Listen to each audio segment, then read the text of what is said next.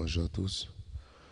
Ce matin, nous allons lire dans Marc chapitre 2, à partir du verset 1.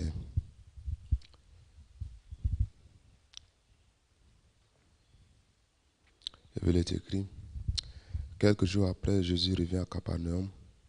On apprit qu'il était à la maison. Et il s'assembla un si grand nombre de personnes que l'espace devant la porte ne pouvait plus les contenir. Il a annoncé la parole. Des gens vinrent à lui amener un paralytique porté par 4 hommes. Comme ils ne pouvaient l'aborder à cause de la foule, il découvrit le toit de la maison où il était et descendit par cette ouverture le lit sur lequel le paralytique était couché. Et Jésus, voyant leur foi, dit au paralytique: mon enfant, tes péchés sont pardonnés. Il y avait là quelques disciples qui étaient assis et qui se disaient au-dedans d'eux: comment cet homme parle-t-il ainsi? Il blasphème. Qui peut pardonner les péchés si ce n'est Dieu seul? Et Jésus, ayant aussitôt connu par son esprit ce qu'il pensait au-dedans d'eux, leur dit: pourquoi avez-vous de telles pensées dans vos cœurs? Lequel est le plus aisé de dire au paralytique: tes péchés sont pardonnés, ou de dire: lève-toi, prends ton lit et marche? Or, afin que vous sachiez que le Fils de l'homme a sur la terre le pouvoir de pardonner les péchés, je te l'ordonne, dit-il au paralytique: lève-toi, prends ton lit et va dans ta maison. Et à l'instant, il s'éleva, prit son lit et sortit, en présence de tout le monde, de sorte qu'ils étaient tous dans l'étonnement. Et ils glorifiaient Dieu, disant: nous n'avons jamais rien vu de pareil. Je lis jusqu'au verset 11. Mercredi, nous avons reçu cette grâce, cette faveur de pouvoir également avoir la visite du pasteur Lijan. En fait, ce n'était pas une invitation. Je pense,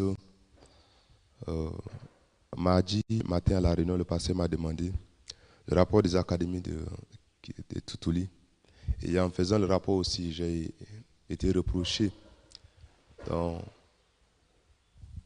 pourquoi? Parce que les choses ne marchent pas exactement.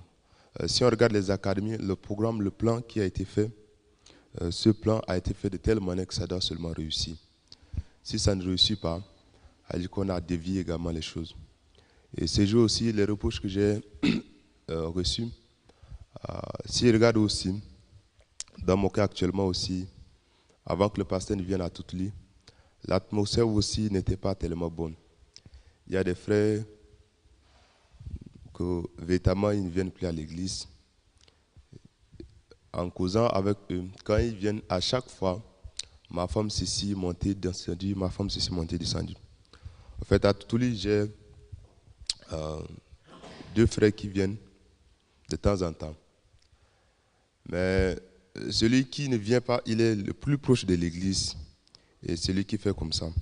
Lorsque j'ai commencé également à méditer sur les reproches du pasteur, je me suis demandé, est-ce que véritablement les gens qui sont là-bas, est-ce que le pasteur connaît que ce sont de nouvelles personnes? Donc, si on regarde ces derniers temps, on prêche beaucoup sur la cuve des reins. Nous devons faire l'entretien continuellement lorsque nous tombons dans les ténèbres. Mais aussi, à toute la particularité, c'est que la majorité de ces personnes, même le salut n'est pas clairement établi. Dans la cuve des reins aussi, selon mes connaissances, pour prêcher la cuve des reins, il faudrait que la personne passe d'abord par l'autel. Sinon, ce sera vraiment dangereux. En tout cas, je suis resté tranquille, je n'ai rien dit. Et selon les reproches du passé, le pasteur aussi connaît exactement comment est-ce qu'il peut conduire le cœur de ces gens à pouvoir suivre également les programmes de l'église. Donc, moi, je ne connais pas. Et quand je suis resté, je me suis demandé comment est-ce que le pasteur il va aborder ces gens, comment est-ce que il va conduire le cœur. Et lorsque le pasteur aussi est arrivé, en tout cas, ce jour, je pense que nous avons aussi invité les gens. Il y a beaucoup de gens qui viennent. Et parmi les gens qui viennent, ce n'est pas vraiment les nouvelles personnes. Ce sont les gens qu'on se connaît depuis longtemps. Et à l'église, ils connaissent aussi l'église. Mais lorsqu'ils écoutent notre évangile, c'est comme si leur cerveau ne fonctionne pas. En fait, pour moi, c'est un peu comme ça. Donc, à la fin, même ce qu'ils ont écouté, même 1%, en fait, ce qui se souviennent, c'est les gymnastiques du pasteur qui les font rire. Donc, si c'est ça, ils retiennent bien. Donc, ce jour, le pasteur, il a partagé dans Marc chapitre 2. Alors, dans Marc chapitre 2 aussi, C'est une histoire qu'il a parlé plusieurs fois également. Il a partagé plusieurs fois tout au lit. Et je me suis demandé cette fois-ci comment est-ce qu'il va aborder également nos cœurs, le cœur des frères et sœurs pour nous conduire également. Regardant aussi comment est-ce que le pasteur il a véritablement conduit nos cœurs, c'était beaucoup de grâce. Et ce jour, tout le monde était dans la joie. Tout le monde souriait. C'était vraiment content. Des gens que moi j'ai regardé toujours, quand ils viennent au culte, donc s'ils écoutent beaucoup la parole, 40 ou 50 minutes après ça, c'est le sommeil qui vient. Mais ce jour, toute la salle était véritablement dans la joie. Le pasteur n'a pas cherché à beaucoup ouvrir la Bible, mais en ouvrant dans Marc chapitre 2, il a parlé d'une histoire que je pense que nous tous aussi on connaît. Le jeune homme qui voyageait en bateau, qui partait à New York, il a fait beaucoup de jours dans le bateau, étant affamé. Donc, dans ses pensées, si je n'ai pas d'argent, je ne vais pas manger. Et en écoutant aussi la parole, il y a une chose que j'ai gagnée, c'est que parfois aussi nous souffrons. Pourquoi? Pas parce que nous manquons d'argent ou manquons de quelque chose, mais on souffre seulement à cause de l'ignorance. Si on ignore exactement aussi la valeur de la parole, la valeur de la Bible, la valeur de l'Église, on va souffrir. Donc, ce jeune homme, lorsqu'il a acheté le billet de bateau, dans les billets de bateau, il y avait tout dedans. La nourriture qu'il devait manger, même s'il devait passer un mois dans le bateau, il ne devait même pas s'inquiéter de quoi? De la nourriture. Parce que tout a été acheté. Mais parce qu'il a ignoré la valeur du bateau, pour lui, le billet du bateau était juste là pour voyager. Le billet du bateau ne prenait pas en compte quoi, ses repas, sa restauration, pendant qu'il est en voyage. Mais lorsqu'il a été véritablement dans la souffrance, accablé, selon l'explication, il a surmonté également le manque d'argent pour partir là où il devait périr. Aujourd'hui, je vais manger. Si je vais mourir, je vais mourir. Et ce jour aussi, il a beaucoup mangé. À la fin, il était plutôt déçu de comment est-ce qu'il a passé plus de 4 jours sans manger parce qu'il pensait qu'il n'avait pas d'argent. Et le pasteur, vraiment, il a insisté sur ce point. Il a commencé à pousser nos cœurs pour révéler exactement ce qu'est que si nous souffrons pendant que nous menons la vie spirituelle, c'est parce que nous ne connaissons pas la valeur de la parole. C'est parce que nous ignorons la valeur de la parole. Donc, il y a la parole de Dieu, il y a également la parole de l'homme. Donc, la parole de l'homme change, mais la parole de Jésus-Christ ne change pas. Jésus-Christ a dit au paralytique, mon enfant, tes péchés te sont pardonnés. Au fait, la valeur de cette parole, c'est une parole également qui est éternelle. Si c'est l'homme qui dit ça, ça peut changer de jour en jour. Mais si c'est Jésus qui dit ça, c'est étonnant, c'est éternel et c'est mystérieux. C'est quelque chose que vraiment, on ne peut pas comparer. Et dans mon cas aussi, j'ai dit que le pasteur, comme tu venais là, le couple aussi, que toujours, ils se plaignent. Donc la femme se plaint et le monsieur également se plaint. Tous. J'ai dit que le pasteur, si y a possibilité, vous avez fait l'entretien de couple. Et vraiment, j'étais aussi un peu curieux de savoir comment est-ce que le pasteur va conduire ces deux couples. Mais lorsqu'ils sont partis devant le pasteur, je ne sais pas, mais le pasteur, il a encore prêché l'évangile. Il a partagé comment est-ce que l'homme peut être pardonné de ses péchés. Et je pouvais aussi voir, il y a des choses que je méprise vraiment. Des gens qui ont écouté l'évangile, mais si la parole de Dieu n'est pas établie dans leur cœur, pour les conduites, la conduite ce sera véritablement bizarre. Ce sera difficile. Alors, il y a une chose qui est sûre aussi, c'est que pour la cuve de Rem, il faut passer par l'autel. Donc, le pasteur, en arrivant à Toutouli, nous avons reçu cette grâce de pouvoir écouter encore l'évangile. Et dans mon cœur, j'étais véritablement content. Pourquoi? Parce qu'il y a une personne, il y a le grand frère du chef, ça fait presque 3 ans. Donc au début, on était à l'ancien Olivier, mais après, quelques temps, pour qu'eux puissent écouter l'évangile, c'était vraiment des bagarres. Mais en écoutant aussi les témoignages des serviteurs de Dieu à l'église, comment est-ce qu'ils ont fait des entretiens, d'autres parfois 2 ans, d'autres parfois 4 ans, avec l'espérance qu'un jour la parole va entrer dans leur cœur. Ce papa aussi continuellement, je partais là-bas. Et cette fois-ci, lorsqu'on l'a invité au culte, pendant que le pasteur est là, il est venu. Et il était vraiment content. Après, il a dit que cette fois-ci, je ne peux pas dire que je suis pécheur, je suis juste devant qui? Devant Dieu. Cette fois-ci, Dieu montre exactement que pendant qu'on prêche sur l'évangile aussi, il y a une chose qui est importante, c'est quoi? Jésus-Christ, il a dit au paralytique, mon enfant, tes péchés sont comment? Pardonnés. Ça, c'est une puissance. Dans toute la vie spirituelle, c'est la base. Dans cette parole, il y a quoi? Il y a tout. Jésus-Christ également, en disant ça à cet homme, c'est quelque chose de très grand dans son cœur. Mais pendant que lui se regardait, ce n'est pas ce qu'il voulait. Il voulait quoi? Il voulait l'argent. Le jeune homme qui voyageait en bateau, dans ses pensées, c'est que si j'ai l'argent, je vais manger. Mais ce n'est pas ça. Dans le billet du bateau, il y avait tout. Tout était dedans. La restauration, tout était dedans. Donc, il ne devait pas s'inquiéter de quoi? De quoi est-ce qu'il va manger. S'il connaissait exactement la valeur du billet de bateau, il n'allait pas souffrir. Dans le passé, il nous a dit clairement que quoi? Nous souffrons pourquoi? Pas parce que nous n'avons pas d'argent, pas parce que nous sommes trop méprisables, mais nous souffrons à cause de l'ignorance. Si on peut enlever l'ignorance dans notre cœur, si on peut connaître exactement la valeur de la parole de Dieu, la valeur de la parole de Jésus, nous pouvons également vivre une vie joyeuse, remplie de bonheur, même si notre situation est difficile, même si nos conditions sont véritablement misérables. Mais celui qui ignore la valeur de la parole de Jésus, cette personne aussi, il va s'efforcer de vivre quoi? Selon ses propres moyens. Et finalement, ce sera plutôt la catastrophe. Ce jeune homme, il a passé beaucoup de jours en se refusant de manger, en se regardant comme une personne qui ne devrait même pas recevoir quelque chose.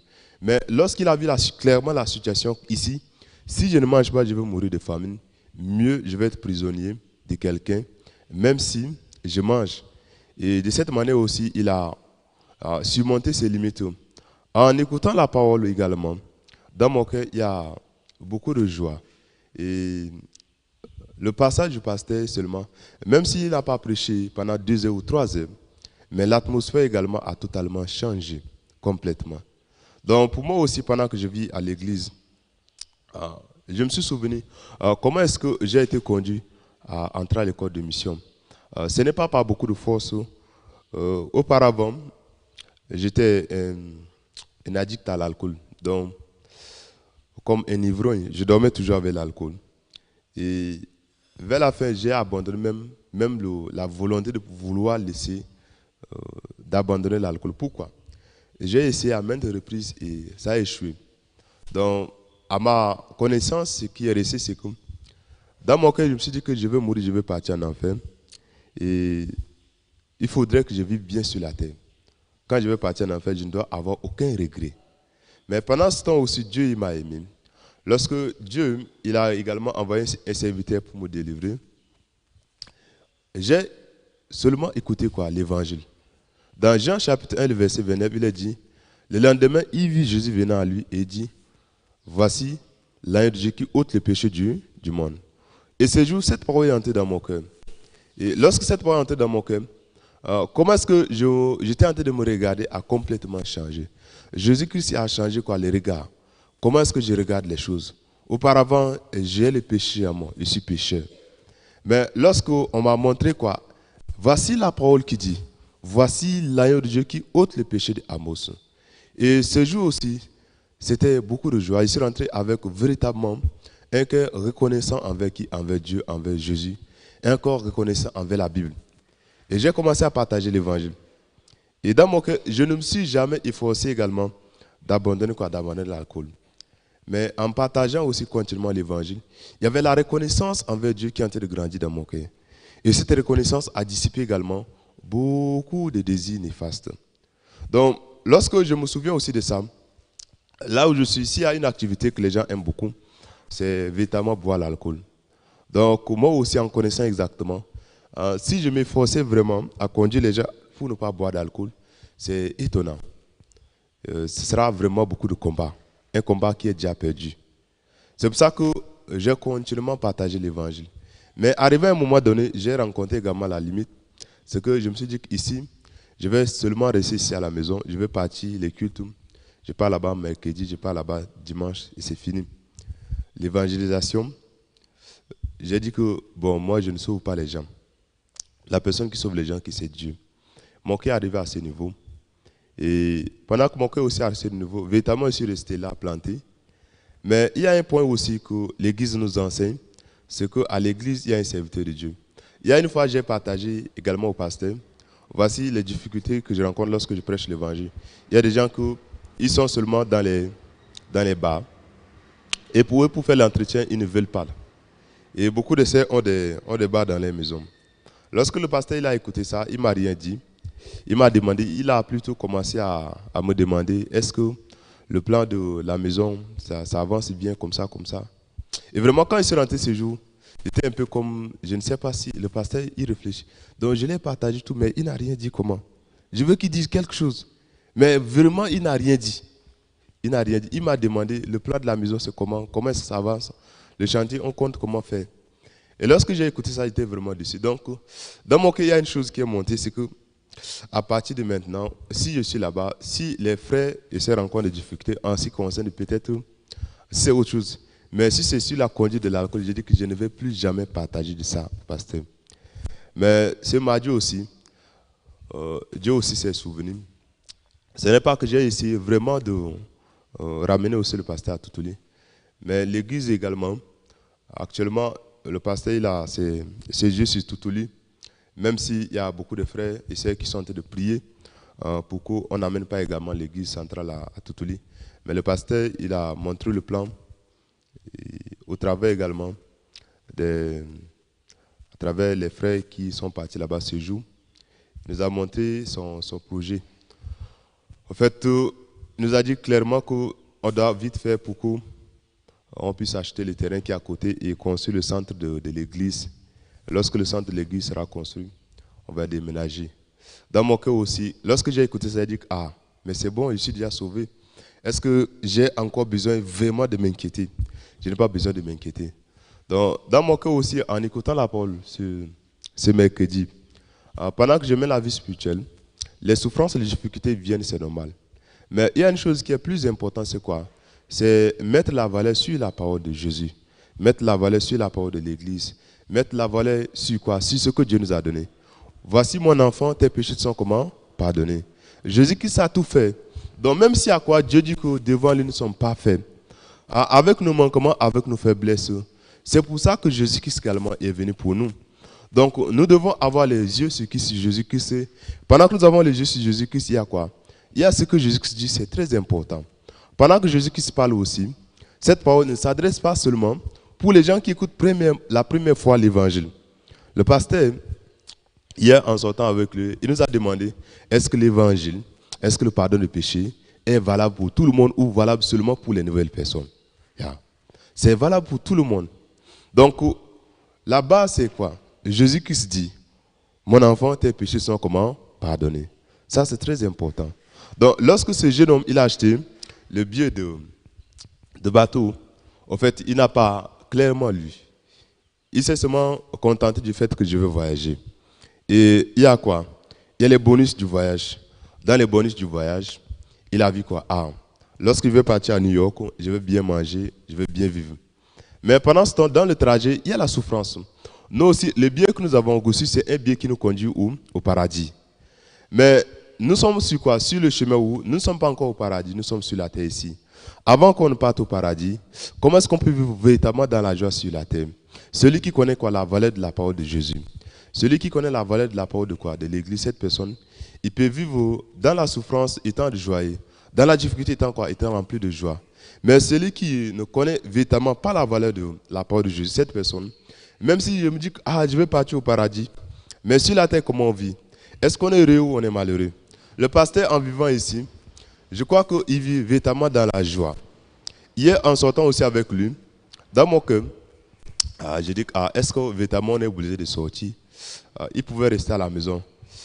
Mais on est parti et j'ai demandé, est-ce que c'est possible qu'on puisse trouver notre chauffeur? Mais pourquoi? Je suis content, je suis dans la joie. Vraiment, c'est un quelque aussi que je ne peux pas voir. Je ne peux pas véritablement, en tout cas, copier. Pourquoi? Parce que lorsque j'ai regardé, ce n'est pas comme ça que je vis. Lorsque je rencontre des difficultés, lorsque je suis malade, je me couche, je dors. En fait, il y a beaucoup de gens qui prêchent l'évangile. Donc pour moi, il n'y a pas d'inquiétude. Mais le programme qui a été fait, en sortant hier, le pasteur nous a dit que tout a été préparé par qui? Par Jésus. Donc on doit seulement suivre. Et celui qui suit, il sera reconnaissant. Il peut vivre également dans la joie. Donc pendant que nous menons la vie spirituelle, nous sommes en train d'être conduits sur le chemin où l'Église nous apprend la valeur de la parole de Jésus. Pendant que nous recevons la grâce d'écouter l'évangile, d'écouter la parole tous les jours, dans cette parole, ce n'est pas pour nous donner une certaine capacité ou encore beaucoup de courage. Mais si la valeur de la parole de Jésus-Christ grandit dans notre cœur, nous pouvons également nous réjouir étant dans les difficultés. Cet homme, il a surmonté quoi? Il a surmonté la paralysie par la force de la reconnaissance de la parole qui se trouve dans le cœur de qui? Dans le cœur de Jésus-Christ. Donc Jésus-Christ lui a dit, mon enfant, tes péchés sont pardonnés. C'est cette parole qui a amené quoi? La guérison. Donc à Toutoulou aussi, lorsque j'ai vu que le pasteur, comment est-ce qu'il va faire? Le pasteur, il a ouvert quoi? Marc chapitre 2. Et en ouvrant Marc chapitre 2, j'ai vu vraiment comment est-ce que toute la salle, les gens étaient quoi? Remplis de joie. Ils souriaient. C'était beaucoup de joie ce jour. Et dans mon cœur aussi, merci beaucoup, pasteur. Et je pense aussi que maintenant, la vie spirituelle, l'Église nous enseigne qu'il y a une chose qui est importante. Mon enfant, tes péchés sont comment? Pardonnés. Ça, c'est la base, c'est le socle également de notre vie spirituelle. Si nous avons pour focalisation quoi? L'évangile que Dieu nous a donné, la chose la plus importante, c'est quoi? Mon enfant, tes péchés sont comment? Pardonnés. Et aux frères et sœurs qui étaient véritablement, en tout cas les frères et sœurs, qui pour moi semblait-il qu'ils ne s'intéressaient pas au programme ce jour, c'était beaucoup de joie, beaucoup de reconnaissance. Et je suis aussi curieux de voir comment est-ce que Dieu va travailler après avoir reçu cette parole. Mais dans mon cœur, la première personne aussi à être reconnaissant devant qui? Devant l'Église, c'est moi, ce n'est pas les frères et sœurs. J'étais vraiment content ce jour et il y a eu beaucoup de joie. Nous avons reçu beaucoup de grâce en recevant également le pasteur. Et ce jour aussi, j'étais vraiment reconnaissant. Et par la grâce, par la visite également du pasteur, ma femme aussi, elle a reçu la grâce de pouvoir aussi s'inscrire au cours de Man. Ça, c'est la venue du pasteur. Lorsque elle m'a demandé, il faut m'inscrire au cours de Man, j'ai dit que non, je ne suis pas ton Dieu. Mais le pasteur aussi, il est arrivé au travers de la visite du pasteur. Elle a reçu la grâce de s'inscrire. Donc tout ça sont les bonus également de la visite du pasteur. Je suis aussi reconnaissant devant Dieu, devant l'Église qui m'a accordé cette grâce de pouvoir également partager ce matin à vous. Nous allons prier. Éternel Dieu de grâce, Dieu de bonté, nous te disons merci pour cette journée encore. Tu nous as sauvés de nos péchés, tu as lavé nos péchés pour pouvoir nous conduire au bonheur, pour nous conduire, éternel Dieu, dans la joie et finalement dans ta demeure. Pendant que nous vivons sur la terre, éternel Dieu, l'Église nous enseigne la valeur de ta parole. L'Église nous enseigne la valeur de la parole de Jésus. Dans cette parole, éternel Dieu, il y a la joie, il y a, éternel Dieu, la solution à nos problèmes, il y a la solution à nos difficultés. Pendant que nous connaissons exactement la valeur de ta parole, éternel Dieu, nous pouvons utiliser, éternel Dieu, cette parole également pour résoudre tous les problèmes que nous avons. Merci pour ce matin, encore béni sois-tu. Nous avons la suite du séminaire aujourd'hui et encore, éternel Dieu, nous avons les cellules. Nous espérons que tu puisses également, éternel Dieu, accorder de la grâce pendant que nous allons sortir de pouvoir également partager ton cœur. Merci pour tout, béni sois-tu. Nous te confions cette journée entre tes mains. J'ai prié au nom de notre Seigneur Jésus-Christ. Amen. Merci.